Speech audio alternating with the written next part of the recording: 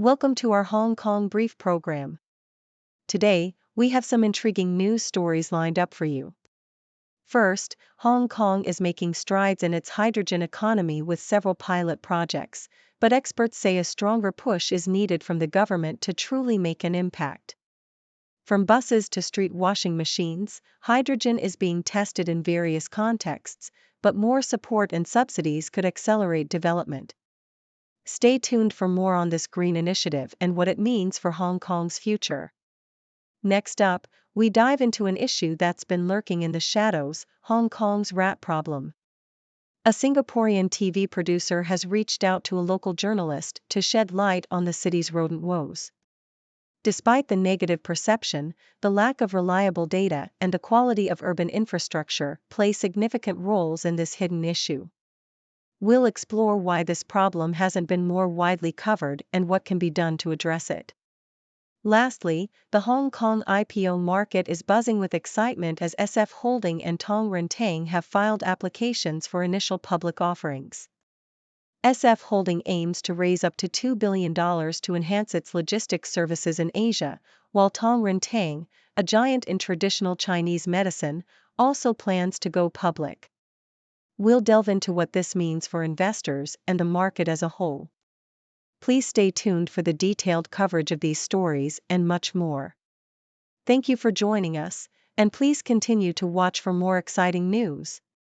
South China Morning Post, nestled in the bustling city bus depot of West Kowloon, Hong Kong's pioneering hydrogen refueling station has been fueling the city's only zero-emission bus since February. This bus, after a swift 10 to 15-minute refuel with 40 kilograms of compressed hydrogen, can cover 400 kilometers, sufficient for a full day's operations. This initiative is part of 14 pilot projects by 10 companies, supported by the government's 400 million Hong Kong dollars Green Tech Fund and 200 million Hong Kong dollars New Energy Transport Fund. However, the sector's advocates urge a more aggressive push from the government to meet the city's net zero goals. Citybus, which plans to phase out diesel buses by 2027, is testing both hydrogen and battery electric buses. The hydrogen bus, co-developed with Wisdom Motor, costs 8 million Hong Kong dollars, but its efficiency in mileage, refueling time, and passenger capacity could offer significant advantages over battery models. Town Gas has committed to supplying hydrogen, capable of fueling up to 12 buses daily.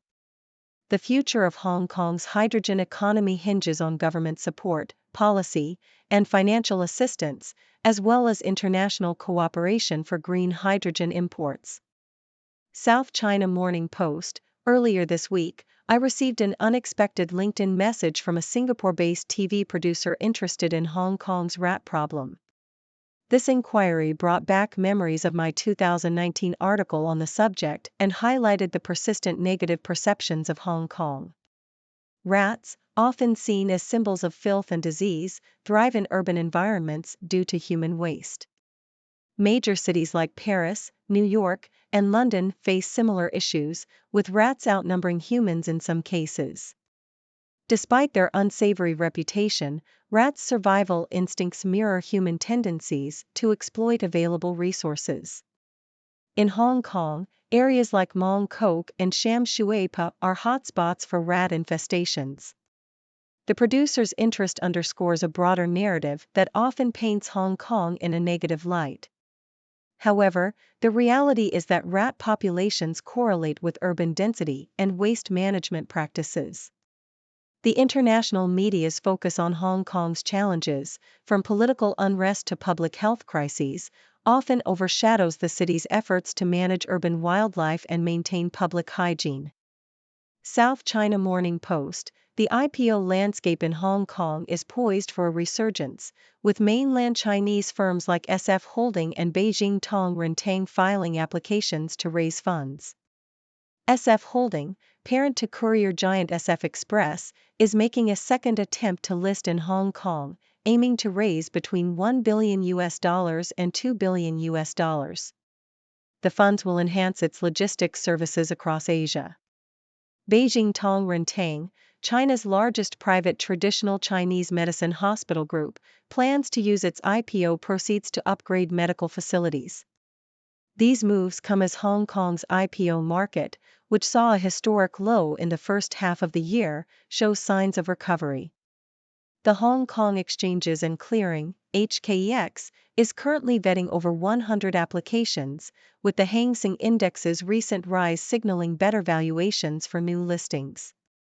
Deloitte predicts a robust second half for the IPO market, driven by a strong pipeline of applicants, including specialist tech companies and major Chinese businesses encouraged to list in Hong Kong. This optimistic outlook marks a potential turnaround for the city's financial market.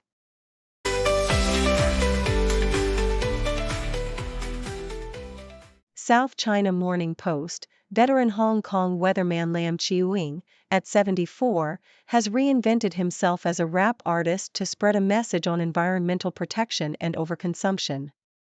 Known for his climate activism, Lam teamed up with singer-songwriter Luna Lee Chue-ting to create the Cantonese hip-hop track By Less By Better, which criticizes fast fashion and its environmental impact.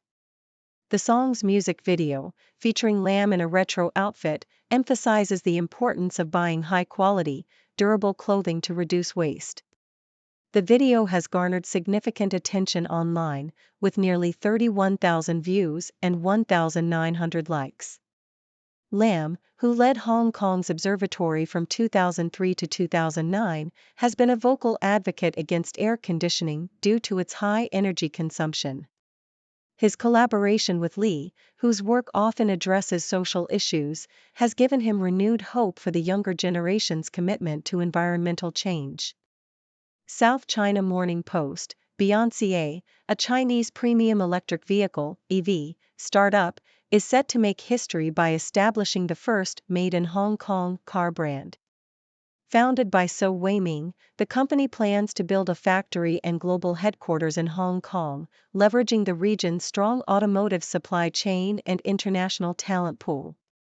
Supported by French carmaker Renault, Beyoncé aims to create an EV ecosystem encompassing design, innovation, production, and marketing. The company plans to launch its first production model, an electric car, by the end of 2025.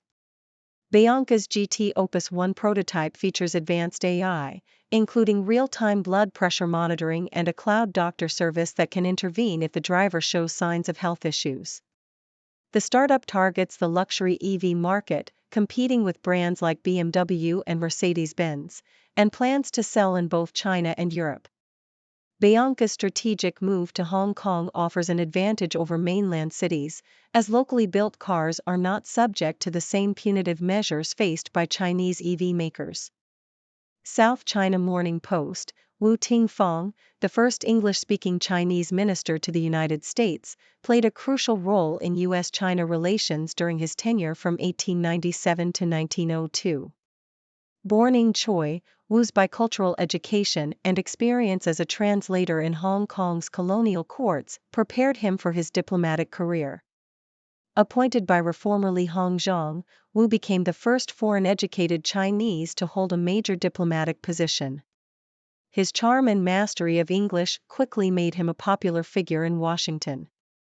Wu's diplomacy was pivotal during the Boxer Rebellion, where he helped maintain U.S. neutrality and ensured Chinese ports remained open to the U.S. Navy. His efforts in public diplomacy and strong relationships with key U.S. officials like Secretary of State John Hay helped shape a U.S. policy that favored China's territorial integrity. Despite facing hostility and challenges, including attacks and death threats, Wu's work laid the foundation for future U.S.-China relations and showcased the power of effective diplomacy.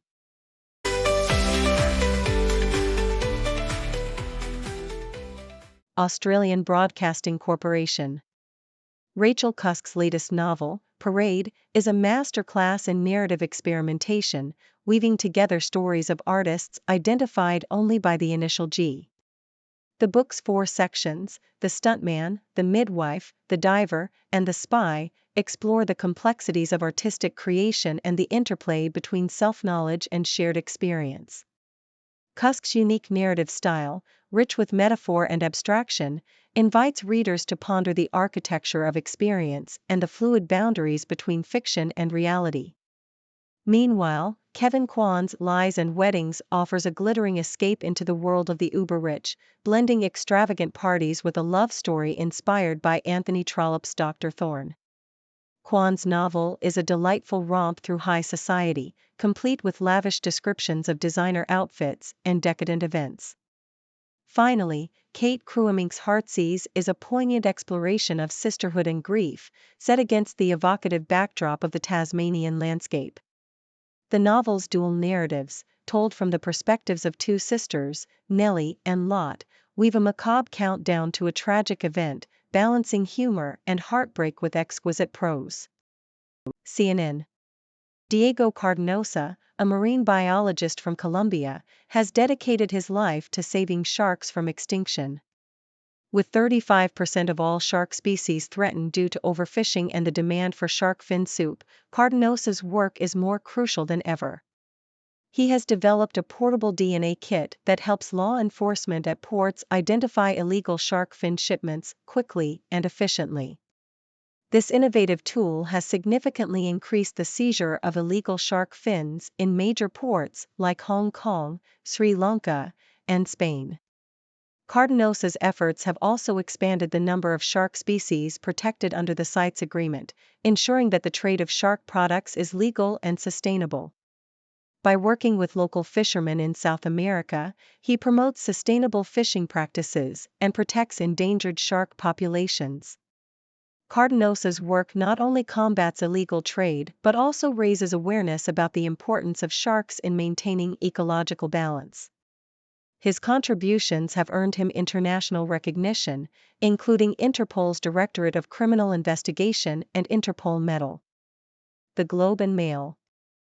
The Orphan of Chow, a riveting 50-minute play at the Shaw Festival, delves into survival against tyrannical power. Adapted by Michael Mann from a 13th-century Chinese drama, the play tells the story of Tuan Ku's plot to annihilate the Chow bloodline. The narrative, set in the 6th century BCE, follows the orphan baby Chow who survives against all odds, thanks to the bravery of individuals outside his group. Directed by Courtney Ching Lancaster, the production uses anachronistic visuals to draw parallels between historical and contemporary struggles, such as the fight for democracy in Hong Kong. The play's vivid sets and costumes bridge classical Chinese performance traditions with modern theater techniques, creating a powerful and urgent commentary on resistance and righteousness. The Shaw Festival's programming of 2 adaptations of Chinese classics this season, including Snow in Midsummer, highlights the importance of diverse representation and the timeless relevance of these stories. The Orphan of Chow's themes of honor, sacrifice, and the fight for justice resonate deeply, making it a poignant and timely addition to the festival.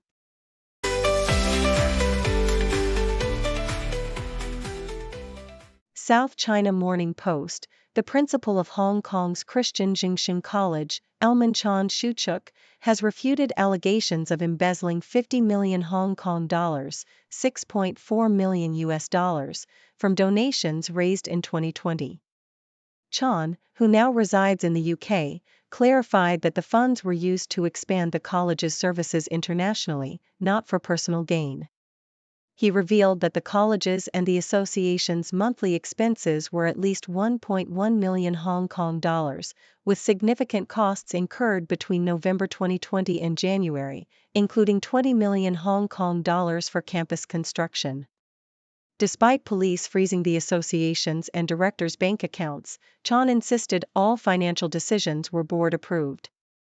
The college has expanded its services to the UK and mainland China, serving diverse communities, including emotionally disturbed youth and former drug users. Chan and the association's founder, Jacob Lam Hasing, remain wanted by Hong Kong police.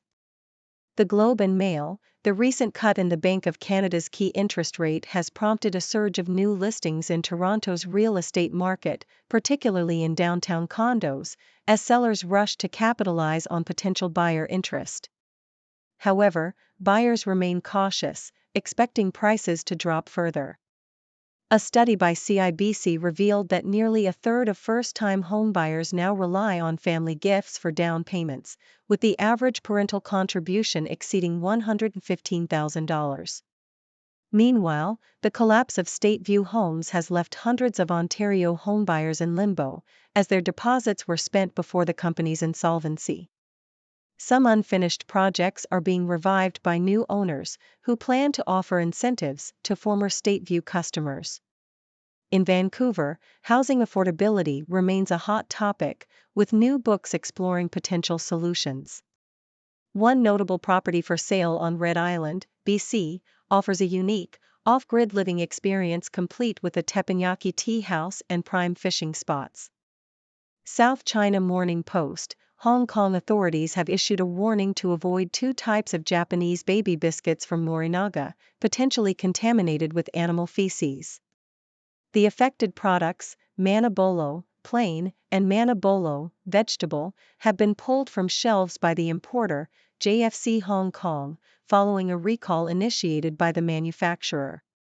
While the health risk to children is considered limited, ingestion of contaminated biscuits could cause gastrointestinal discomfort, including diarrhea and stomach cramps. Family doctor Edmund Lam Wingwa advised parents to monitor their children's health and seek medical advice if significant changes occur. Morinaga's recall of around 190,000 units followed a customer's discovery of rat droppings in a packet. Jasmine Chow, a mother whose daughter consumed the biscuits, expressed moderate concern but planned to discard the newly purchased pack.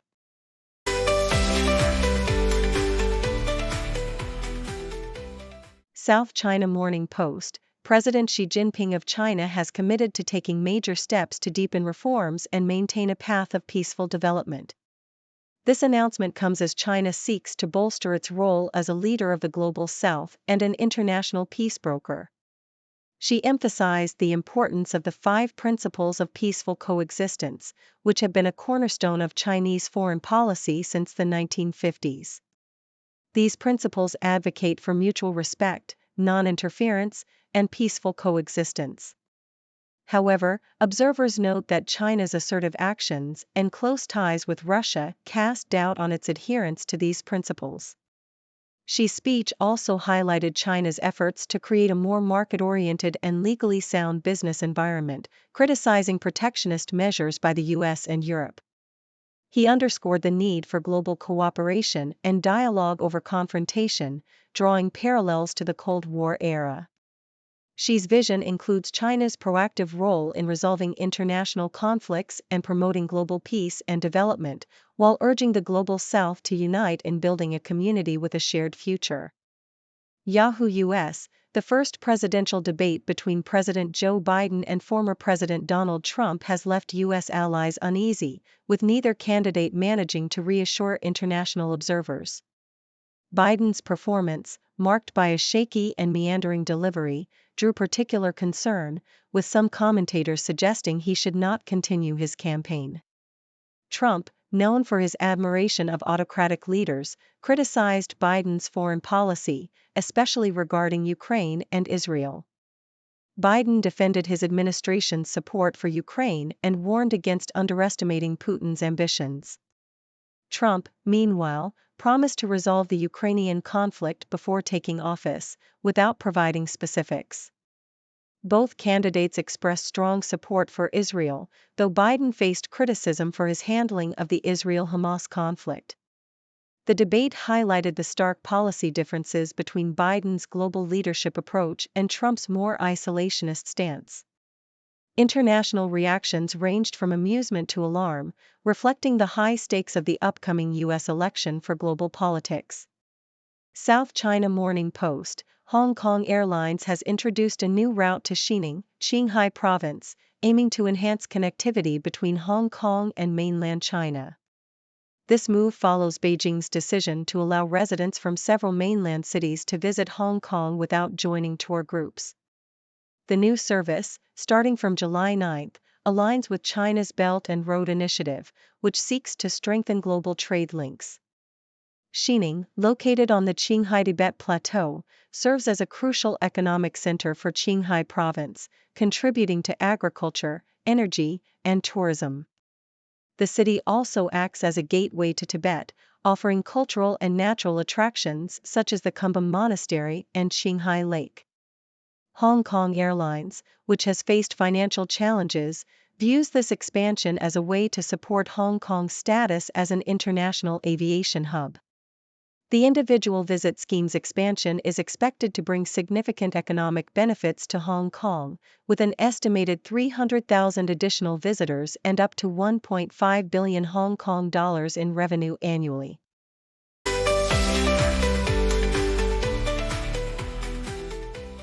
Thank you for tuning in. The content above showcases the latest briefing reports and analytical synopses, thoughtfully curated by the 6Do team. These insights stem from a wide array of reputable media outlets, think tanks, government sources, and specialized experts worldwide. We encourage you to explore these sources for a comprehensive perspective.